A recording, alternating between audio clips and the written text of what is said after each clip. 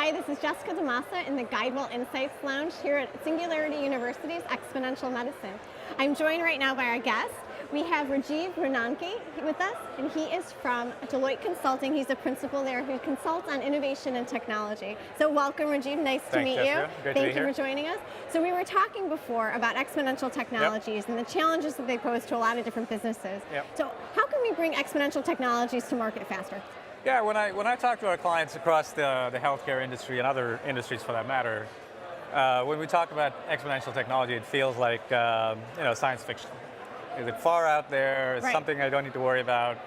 Meanwhile, I've got Excel and Word and PowerPoint, my regular stuff that doesn't work. Why do I need to worry about artificial intelligence, nanotechnology, 3D printing, 4D printing now, blockchain or whatever? And so we need to make it real for them, which is it's not theory, it's working, there are practical applications for it. Find the proof points, go after the value. At Deloitte, we have got something called a exponential value assessment. What does that mean? Which goes after and basically says, what's the business case for solving a particular problem through the use of exponential technologies? We don't lead with the technology, we lead with the business problem. Is it moving to value-based care, outcomes-based contracting, or better patient engagement? All of these things could benefit through the use of exponential technologies. So by focusing on the outcomes, the business value, the business case, you can almost slip in the exponential technologies rather than sort of scaring them with leading with the technology. And when we've talked about that to the boards, to clients, the C-suite, they're very ready to start experimenting and adopting it when the value is there. Now, when there's a pure experimentation, lots of dollars going into it with no defined outcomes, that's when clients get concerned. And we've had a few runaway projects along those lines, which has given us a bad rap here and there. But for the most part, we're seeing sort of measured business-like sort of focus when we talk about business case value and outcomes, and then lead with, then follow with the exponential technology. Are there any types of trends that you're seeing emerge in these business problems that your clients are trying to solve? Like, is everybody targeting values-based care, or is there any other kind of trend that you guys are noting, like that people are really like, wow, we need a solution for this? Absolutely. I mean, I think as we all know, we've heard the stats about the rapid growth of unstructured data, right? The dark data, big data, small data, any kind of data, it's growing exponentially. And we know that traditional processes and systems and human-based resources aren't properly equipped to deal with it. And we also have this flip side of the problem where costs are going up, consumer satisfaction is going down, and physician engagement with the system is actually also dropping. So you've got this perfect storm where there's more and more information about stuff that we should know about healthcare, but less and less ways in which we can actually make it effective. So in that, if you introduce artificial intelligence, ways in which to use big data more effectively to get to the right decisions, that combination, I think, starts to really drive the right outcomes. And that's where we're seeing sort of the most traction. Okay. I wanted to ask specifically about blockchain. Because we were talking about this before. I know you spoke on this yesterday. And I'm curious, from your client's perspective, and also here, we're tiptoeing in healthcare closely to this, and everybody's very curious. So tell us about the blockchain, and what's the opportunity for blockchain to change healthcare finance? I'm personally very excited about it. Okay. And I think it's beyond, as it should be. And it's not just finance. And I think finance is one great application for it, but we see many, many, many different applications for blockchain. Okay, so tell me a little bit. So one is, for example, the adjudication of claims, right? So I think the admin cost in healthcare are roughly 15%. So in a $4 trillion economy, just over $1 trillion, so just under $1 trillion goes towards administrative costs.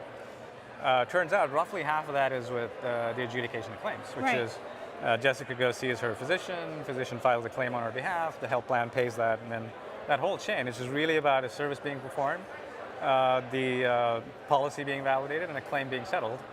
Think about it if all that could be done through a blockchain smart contract. So Jessica validates that the service was performed, doctor agrees that that service was performed, the contract stipulates what that payment is, and boom, it can all be settled in real time, as opposed to this huge, laborious, labor-intensive process that costs $500 billion to administer. So that's just one application. Sure. Electronic medical records. So just as e-commerce started to take off when consumers started to trust in the system, that the information was secure, while it was not 100% secure, they were indemnified by the financial institution, so they started using it, adoption took off. So if you think of healthcare data being the new oil, the new currency of the future, how do you sort of promote trust, security, and integrity in it? And transparency? And mostly, how do you empower patients to own it? How powerful would it be if you have patients-owned data, and basically, I think of it as three things. So register the information. So you, Jessica, own your own information, you register that. You set permissions on who sees it. So your family, your caregivers, your network of specialists, whomever. And finally, you also control the means of exchange. So for the first time ever, we have the opportunity to increase trust, improve integrity, improve transparency, and all those things I think will finally allow us to use healthcare information to drive things like value-based care, improving population health, and my personal nirvana, which is personalized health and precision medicine. Excellent. All those are, I would say, blockchain is the enabling technology for all of those things. So that's much like Neil Jacobstein says, AI is sort of the AI of all the exponentials. It's the exponential to the exponentials. I think blockchain is similarly the exponential to the exponentials. That's a pretty bold statement. It's really, really excited about that. I'm very excited about that as well. So tell me a little bit more about some of the other macro trends that you're seeing that people are very interested in from a client perspective. So like we just talked about blockchain, is there anything else that people are coming to Deloitte for in terms of, okay, we need to obviously integrate this in, or we need to develop solutions that solve this business problem using this exponential technology? What are you hearing out there? Three business problems. Number one is consumer engagement. Okay. So historically, it's been all about dividing up consumer into cohort groups and saying, okay, this segment, Rajeev is Asian and is this age, so therefore a certain demographic, right? So it's nothing more personal beyond that. So more and more, there are opportunities that are presenting themselves around personalizing care, personalizing medicine, precision wellness. So in order to do that, you got to have tailored information about what works for me and you as individuals, not as a part of a cohort group. Right. So that's number one. So how do we solve it? So the exponentials that are needed for it are big data, analytics, IoT, all the conversions of AI, blockchain, of course, to securely facilitate the exchange of information. Right. So number one, engagement of consumers, the true N equals one, and we at Deloitte call it cognitive engagement. Okay. So how do we do that through a number of exponential technologies? Two is around automation. Okay. All of the, much like Ford at the turn of the century automated, through the assembly line, the manufacturing process, we believe that AI, sensor technology, IoT, big data are essentially going to automate knowledge-based processes. So anyone that has to look at structured data or unstructured data and make a decision on it through a set of supporting systems, that behavior and those set of actions could be emulated through a set of systems that are self-learning, that emulate human behavior, augment human intelligence, and essentially are able to provide seamless end-to-end automation. So again, what are the exponentials that are needed for that? AI, deep learning, self-learning, machine learning, again, blockchain to promote integrity and trust. And then lastly, insights. How do we turn, last night's keynote speaker was excellent. He was like, how do you, exactly. How do we take big data and turn it into actionable insights? Right. He talked about the dense personal cloud that we all have of data, but what insights do you get from it? There's a vast amount of noise in the data that we collect today, but how do we determine the signals that are in those data? So through, I would say, structured analytics, so there's a lot of work to be done through just all the conventional non-exponential technology that's out there. But if you were to add fuel to that fire and add AI, cognitive, big data, machine learning, blockchain to insights, we're finding that you can find two categories of insights. One is around how do you actually drive better consumer behavior? Social determinants of healthcare, the environment. All of those things have a say in how consumers ultimately live healthier lives. So that's one. So insights around that. Second is opportunities for growth and efficiency. Okay. So, how did Blockbuster get disrupted by Netflix? Or how did the taxi industry get disrupted by Uber? Why aren't traditional, well-established companies seeing what's on the horizon and taking it seriously enough so they could do something about it? So that rather than being disrupted by a trend, they could actually partner with that exponential technology or that disruptor to actually make this collective system better.